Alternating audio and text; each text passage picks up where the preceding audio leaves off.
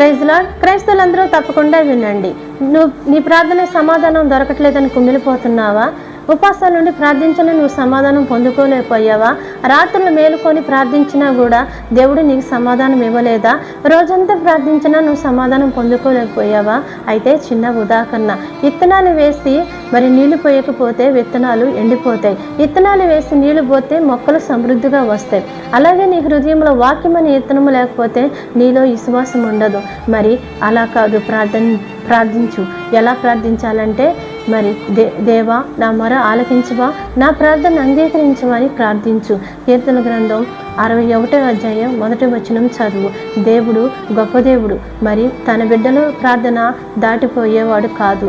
ఆయన గొప్ప దేవుడు. నీ ప్రార్థనకి సమాధానం దొరకలేదు అంటే ఆయన ఆలోచనని గుర్తుపట్టు. వాక్యం చదువు, మారుమనసు పొంది బాప్తిసం తీసుకో, ఆయన అడుగుజాడల్లో నడువు. దేవుడు నీతో మాట్లాడాలని నీకు అనిపిస్తే లైక్ చేయి, షేర్ చేయి, సబ్స్క్రైబ్ చేయి.